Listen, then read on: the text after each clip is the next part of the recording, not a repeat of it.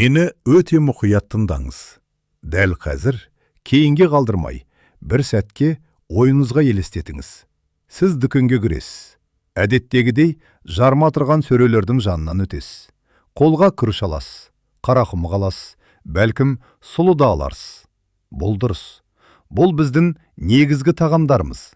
Бірақ бір нәрсені шын айтыңызшы. Сол сөрелердің арасында тұрған кішкентай жасыл дәндерді қанша рет көрдіңіз? Үстінде маш деп жазылған. Көрдіңіз де, еш ойланбастан өтіп кеттіңіз. Міне, дәл осы жерде сіз үлкен қателік жасап жүрсіз. Көп адам бұл өнімнің не екенін де білмейді. Біреулер оны мүлде жемейді, ал кейбіреулер оны дұрыс дайындамай ауыр ботқаға айналдырып жібереді. Ал шын мәнінде бұл қарапайым жасыл дән ағза үшін нағыз қазына.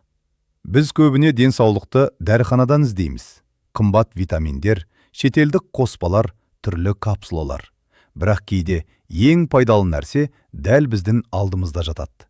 Және бағасы да өте арзан. Шығыс медицинасында машты ғасырлар бойы ұзақ өмір бұршағы деп атаған. Бұл жай ғана әдемісіз емес. Бұл нақты биология. Маш ағзаны табиғи түрде тазартатын ерекше өнім. Ол қатты әсер етпейді, бірақ жүйелі түрде жұмыс істейді. Қан тамырларына да, бауырға да, ішекке де пайдасы бар. Әсіресе жасы 50-ге жақындаған немесе одан асқан адамдар үшін бұл өте маңызды.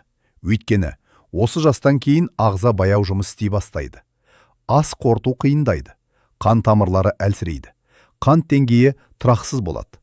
Ал маш осы жүйелердің бәріне бірдей көмектесетін сирек өнімдердің бірі. Бірақ адамдардың көбі бір маңызды нәрсені білмейді. Машты қалай дұрыс дайындау керек екенін. Көпшілік мынадай қателік жасайды. Дәнді суға салып ұзақ қайнатады. Басынан тұз қосады. Нәтижесінде дәмсіз, ауыр тағам шығады. Ал шын мәнінде машты дұрыс дайындасаңыз, ол өте нәзік, жұмсақ және жеңіл қорытылады. Тағы бір қызық нәрсе бар. Басқа бұршақ тұқымдастарымен салыстырғанда, маштың ақуызы әлдеқайда жеңіл сіңеді. Мысалы, бұршақ немесе үрме бұршақ іште кебу, газ, ауырлық тудыруы мүмкін. Ал маш бұл жағынан ерекше. Оның құрамындағы крахмал құрылымы басқаша. Сондықтан ол асқазанға ауырлық түсірмейді. Бірақ ең қызығы, оның құрамындағы антиоксиданттар. Маш құрамында витексин және изовитексин деп аталатын сирек флавоноидтар бар. Бұл заттар жасушаларды қорғап, ағзадағы жасырын қабынуларды азайтады. Дәл осы қабынулар уақыт өте келе инфаркт пен инсульттің негізгі себептеріне айналады. Яғни, сіз жай ғана пайдалы гарнир жеп отырсыз, ал сол кезде ағзаңыз қан тамырларын біртіндеп қалпына келтіріп жатыр. Қарапайым көрінеді, бірақ әсері өте үлкен. Айтпақшы, қазір комментарийге жазыңыз. Сіз машты бұрын жеп көрдіңіз бе? Қалай дайындадыңыз? Ұнады ма? Әлде дәмсіз болып көрінді ме? Сіздің тәжірибеңізді білу мен үшін маңызды. Өйткені көптеген адамдар машты дұрыс дайындамай, кейін бұл өнімнен бір жола бас тартады. Ал енді ең маңызды кезеңге келейік. Дайындау тәсілі. Машты 12 сағат бойы жібіту қажет емес. Бұл үлкен қателік. Оған бар болғаны 3-4 сағат су жеткілікті. Осы уақыт ішінде дәннің қабығы жұмсарады. Құрылымы біркелкі болады. Егер одан ұзақ ұстасаңыз, дәм босап, дәмі жоғалады. Судан алған соң, міндетті түрде жақсылап шайыңыз. Бұл артық крахмалды алып тастайды. Сосын қалың түбі бар кастрөлде пісіріңіз. Бұл өте маңызды. Жылу біркелкі таралады. Су мен маштың қатмасы шамамен 1-3 болу керек. Қайнағаннан кейін көбік пайда болса, оны алып тастаңыз. Отты азайтып, шамамен 25-30 минут баяу қайнатыңыз. Ал ең басты құпия, тұзды соңында ғана қосыңыз. Егер басында тұз қоссаңыз, дәннің қабығы қатайып кетеді. Сонда маш ұзақ піссе де жұмсармайды. Міне, осы қарапайым ережелер тағамды мүлде басқа деңгейге шығарады.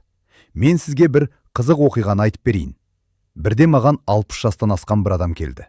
Артық салмақ, қанттың көтерілуі, асқазан ауырлығы, бәрі бар.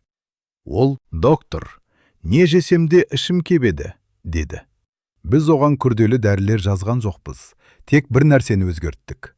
Аптасына 3 рет оның түскасына маш қосылды. Машқа аздап куркума мен зире қостық. Бұл жай дәмдеуші емес, куркума қабынуды азайтады, ал зире ішектегі газды азайтады. Бір айдан кейін ол мүлде басқадан болып келді. Қант деңгейі тұрақталды. Ішіндегі ауырлық жоғалды. Ең бастысы, тамақтан кейін жеңілдік сезіне бастады. Міне, маштың әсері осындай.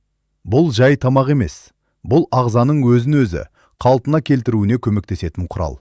Ал енді ең қызықты бөліміне көшейік. Маштың табиғатында ерекше бір қасиет бар. Ол өне алады. Және дәл осы кезде оның пайдалы қасиеті бірнеше есе артады. Ал енді мен сізге ең қызық нәрсені айтайын. Маштың табиғатында ерекше қасиет бар. Ол өну қабілеті. Кішкентай құрғақ дән оянып өне бастағанда, оның ішінде нағыз биологиялық өзгерістер жүреді. Бұл жай ғана өскін емес, бұл тірі тағам. Дән оянған кезде оның ішіндегі ферменттер белсенді болады. Күрделі ақуыздар қарапайым амин қышқылдарға бөлінеді.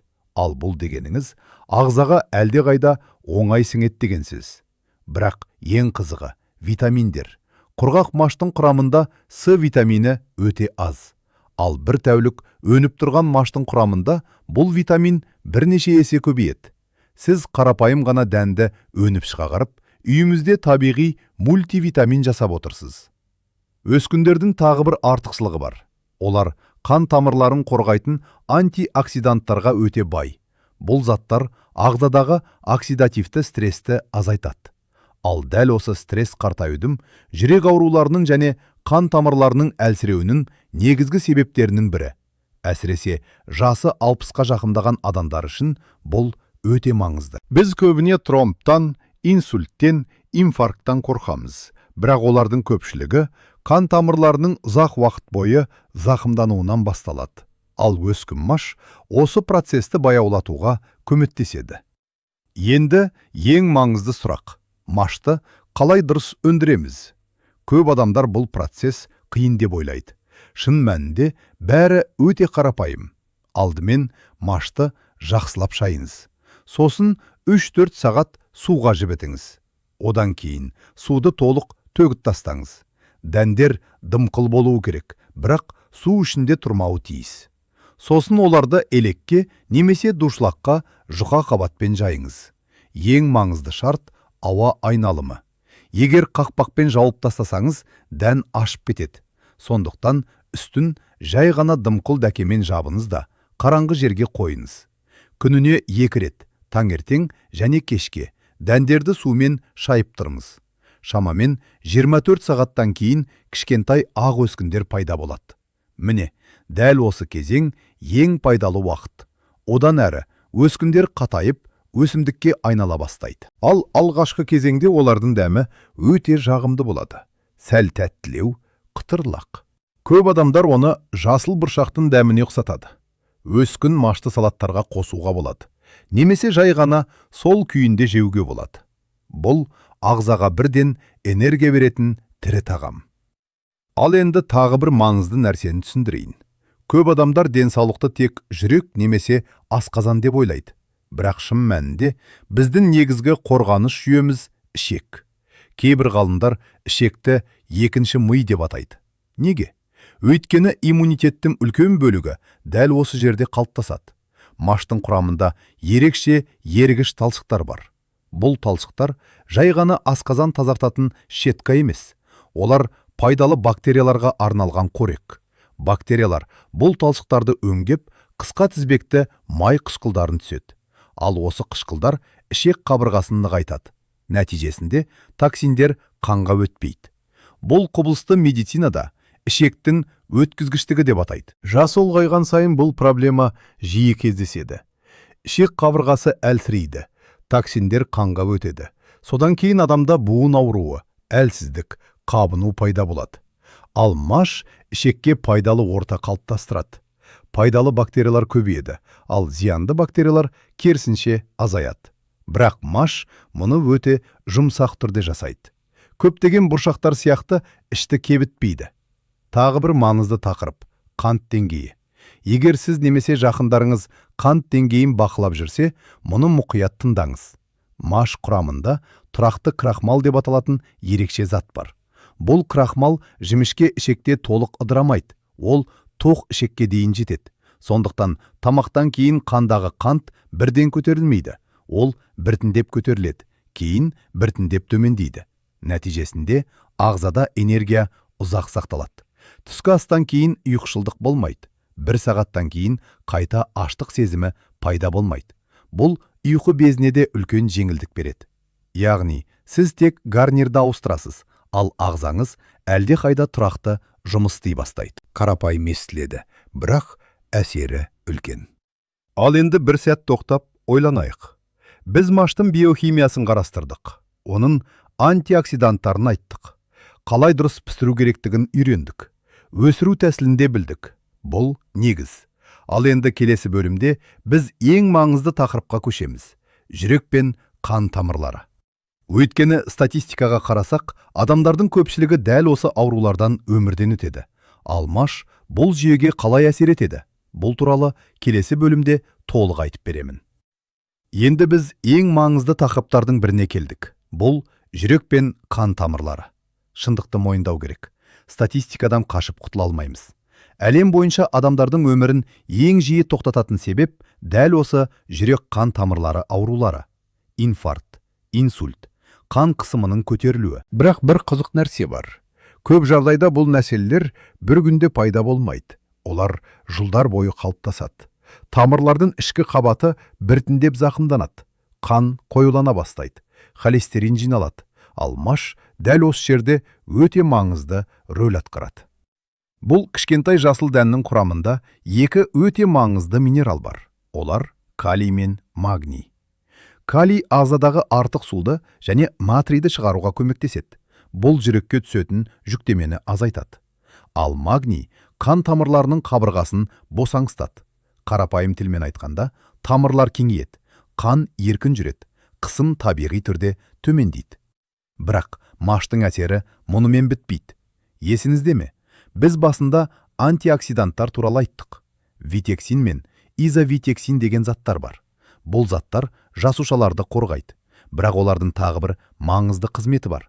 Олар жаман холестериннің тотығуына жол бермейді. Көп адамдар холестериннің өзін жау деп ойлайды. Бірақ шын мәнінде мәселе холестериннің өзінде емес. Мәселе оның тотығуында. Холестерин тотығып кеткенде ол жабысқақ затқа айналады. Сол кезде ол қан тамырларының қабырғасына жабысып, бляшка түзеді. Ал маш құрамындағы антиоксиданттар дәл осы процесті баяулатады. Нәтижесінде қан тамырлары ішінен кегіс болып қалады. Қан еркін қозғалады. Айтпақшы, қазір комментарийге жазыңыз. Сізде қан қысымы жоғары ма? Немесе холестерин деңгейін бақылап жүрсіз бе? Бұл сұрақ бекер емес. Өйткені көптеген адамдар дәрілерге толық тәуелді болып кеткен. Ал шын мәнінде дұрыс тамақтану ең күшті алдын алу тәсілдерінің бірі. Мен реанимацияда талай жағдайды көрдім. Кейде адамды алып келеді. Ал қан тамырлары жылдар бойы дұрыс тамақтанбаудың салдарынан бітеліп қалған. Мұндай жағдай бір күнде пайда болмайды. Ол жылдар бойы жиналған қателіктердің нәтижесі. Ал маш осы жүйені біртіндеп тазартуға көмектеседі. Маштың құрамындағы талшықтар ішекте өт қышқылдарын байланыстырады. Ал ағза жаңа өт қышқылдарын жасау үшін қандағы холестеринді пайдаланады. Яғни, ағза артық холестеринді біртіндеп шығара бастайды. Бұл табиғи процесс. Ешқандай ауыр химиясыз. Тағы бір қызық жағдайды айтып берейін. Бір кезде маған 70 жастағы бір адам келген. Бұрын әскери болған қан.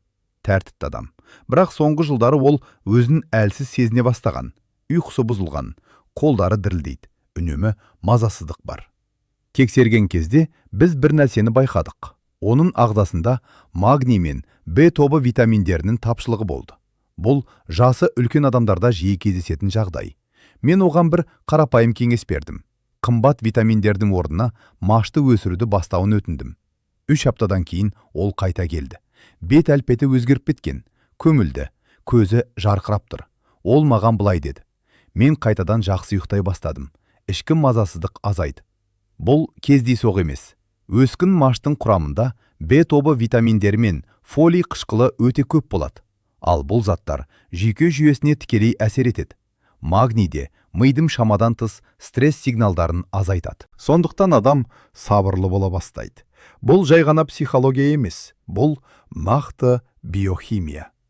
Қазіргі заманда біз күн сайын стресс көреміз. Жаңалықтар, жұмыс, тұрмыс. Ал ағзаға кейде жай ғана дұрыс қорек керек. Маш осы қоректің бір көзі. Енді қысқаша қорытынды жасап көрейік. Маш не істейді? Ол қан тамырларын қорғауға көмектеседі. Ішек микрофлорасын жақсартады.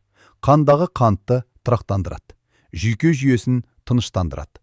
Ағзаға ұзақ энергия береді. Және ең қызығы, ол сирек кездесетін өнім емес. Оны кез келген үлкен дүкеннен табуға болады. Бірақ бір нәрсе жетіспейді. Білім. Ал енді теория жеткілікті. Келесі бөлімде мен сізге өте нақты нәрсе көрсетемін. Бұл машпен 70 күндік қарапайым жоспар. Егер осы жоспарды ұстансаңыз, бір апта ішінде ағзаңыздағы өзгерістерді сезіне бастайсыз. Қарапайым, қадам-қадаммен. Ал енді теория жеткілікті. Енді нақты әрекетке көшейік. Мен сізге қарапайым, бірақ өте тиімді бір жоспар ұсынамын. Мен оны машпен 7 күндік жаңарту деп атаймын. Бұл күрделі диет емес. Бұл ағзаңызды біртіндеп дұрыс жұмысқа қайта қосатын шағын бағдарлама. Егер осы 7 күнді шынымен орындасаңыз, ағзаңыздағы өзгерістерді өзіңіз байқайсыз. Ендеше бастайық. Бірінші күн – дайындық. Бүгін сіздің міндетіңіз өте қарапайым. Дүкенге барып, бір қап маш сатып алыңыз. Үйге келген соң дәндерді қарап шығыңыз. Жақсылап жуыңыз. Кешке шамамен жарты стақан машты суға салыңыз. 3-4 сағаттан кейін суды төгіп тастаңыз. Дәндерді қайта шайып, електің ішіне салып, үстін дымқыл дәкемен жабыңыз. Осылайша маш түн бойы тұрады. Бұл ертеңгі өскіндердің бастамасы. Егер осы қадамды орындасаңыз, комментарийге жазыңыз. Мен бастадым.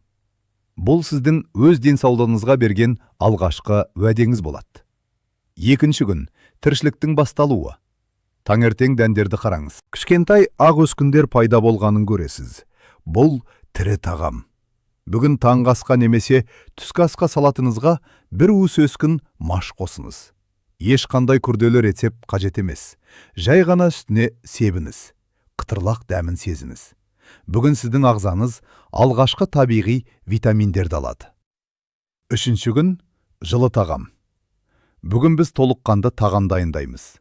Машты 3 сағат жібітіп, шамамен 30 минут қайнатыңыз. Тұзды тек соңында қосыңыз. Оған аздап куркума және бір қасық зәйтін майы қосыңыз. Бұл сіздің бүгінгі түскі асыңыз болады. Бүгін біз ішекке көмектесеміз. Сіз бір қызық нәрсені байқайсыз. Тоқтық сезімі ұзақ сақталады, ал іште ауырлық болмайды. Төртінші күн – қан тамырларына демалыс. Бүгін машпен бірге көбірек көкөніс пен көк шөп жейміз. Маштың құрамындағы калий мен магний қан тамырларын босаңсытады, ал жасыл көкөністер ағзаға қосымша минералдар береді. Бүгін тұзды азайтуға тырысыңыз. Кешке қарай аяқтағы ісінулер азайғанын байқауыңыз мүмкін. Бесінші күн – жүйке жүйесі. Бүгін таңертең өскін машты тағы да салатқа қосыңыз, ал түскі асқа жылы маш тағаға мінжеңіз. Бірақ бүгін тағы бір маңызды тапсырма бар. Кешке жаңалықтар мен артық ақпараттан демалыңыз. Телефонды бір жаққа қойыңыз. Ағзаңыздағы магний мен витаминдер жүйке жүйесін тыныштандыруға көмектеседі. Бүгін ұйқыңыздың қалай өзгеретінін бақылаңыз. Алтыншы күн – бауырды қолдау. Бүгін ерекше тағам дайындаймыз. Маштан крем сорпа жасаңыз. Табаға аздап пияз, сәбіз және сарымсақ қуырыңыз. Оған пісірілген маш қосыңыз. Блендерден өткізіңіз. Аздап зімбір қоссаңыз, дәмі де пайдасы да артады. Бұл тағам бауыр мен ас қорыту жүйесіне өте пайдалы. Айнаға қараңыз. Кейде осы кезеңде адамның жүзінде сергектік пайда болады. Жетінші күн – қорытынды. Бүгін біз барлық тәсілді біріктіреміз. Таңертең өскін маш салатта. Түсте жылы маш тағамы. Енді өзімізден сұраңыз. Ас қорыту қалай? Энергия деңгейі қандай? Ұйқыңыз өзгерді ме? көп адамдар дәл осы 7-ші күні бір нәрсені түсінеді. Кейде ағзаға қымбат дәрілер емес, дұрыс тамақ қажет. Егер осы апта сізге ұнаса, комментарийге жазыңыз. Мен ұзақ өмірді таңдаймын. Бұл жай сөз емес. Бұл жаңа өмір салтының бастамасы. Бірақ әңгімені осы жерде аяқтамаймын. Соңғы бөлімде мен өте маңызды бір ойды айтамын. Бұл адамдардың көпшілігі жіберетін ең үлкен қателік туралы. Бірақ мен сізге ең маңызды нәрсені дәл қазір айтқым келеді. Мен медицинада ұзақ жыл жұмыс істеген адамдардың бірінен естіген бір сөзді ешқашан ұмытпаймын. Ол былай деген: адамды көбіне ауру емес, өзінің әдеттері әлсіретеді. Мен өз өмірімде мыңдаған пациентті көрдім. Кейбір адамдар аурумен ұзақ күреседі, бірақ бір сәтте өз өмір салтын өзгертіп, қайта күш жинайды. Ал кейбір адамдар керісінше жасайды. Олар бір ғажайып таблетканы күтеді. Барлық мәселені бір капсула шешеді деп сенеді. Бірақ шындық мүлде басқаша. Медицинада нағыз ғажайып бұл адам ағзасының өзін өзі қалпына келтіру қабілеті. Ағзаңыз өте күрделі жүйе. Ол үнемі жұмыс істеп тұрады. Күн сайын өзін жөндеп, жаңартып отырады. Бірақ оған бір нәрсе қажет. Дұрыс қорек. Маш. Дәл сондай қарапайым, бірақ пайдалы тағамдардың бірі. Бұл жай ғана бұршақ емес, бұл ағзаға көмектесетін құрал. Ол ішекті қолдайды, қан тамырларын қорғайды, қандағы қантты тұрақтандырады, жүйке жүйесін тыныштандырады, және ең бастысы, ол бәріне қолжетімді. Біз кейде денсаулықты тым күрделі нәрсе деп ойлаймыз. Шын мәнінде кейде бәрі өте қарапайым болады. Кешке бір уыс дәнді суға салу, таңертең оны жуып, өсіру, түсте одан қарапайым тағам дайындау. Осындай кішкентай әдеттер жылдар бойы үлкен нәтижеге әкеледі. Мен бір қарт дәрігердің сөзін жиі еске аламын. Ол немересіне былай деп айтқан екен: адамның денесі емес, адамның өмір сүруге деген еркі қартаяды. Сондықтан жасыңыз қанша болса да, өзімізді әлсіз сезінуге асықпаңыз. Қозғалыңыз, дұрыс тамақтаныңыз, ағзаңызды қолдаңыз. Кейде ұзақ өмір сүрудің құпиясы күрделі емде емес. Ол қарапайым тәртіпте жасырынып жатады. Маш осы тәртіптің бір бөлігі ғана. Бірақ дәл осындай ұсақ әдеттер біздің денсаулығымызды құрайды. Енді мен сізден бір нәрсе сұраймын. Бейне аяқталғаннан кейін бір стақан таза су ішіңіз. Сосын ас үйге барып қараңыз. Үйіңізде маш бар ма? Егер болмаса, ертең дүкенге кіріп бір қап сатып алыңыз. Бұл үлкен қадам емес, бірақ кейде дәл осындай кішкентай шешімдер өмірімізді өзгертеді. Өзіңізге қамқор болыңыз. Денсаулығыңызға бейжай қарамаңыз. Және ең бастысы, өз ағзаңызға сеніңіз. Ол сіз ойлағаннан әлде қайда мықты. Келесі кездескенше, деніңіз сау болсын, белсенді өмір сүріңіз. Әрбір жаңа таң сізге қуаныш пен жеңілдік әкелсін. Бәрі өз қолыңызда.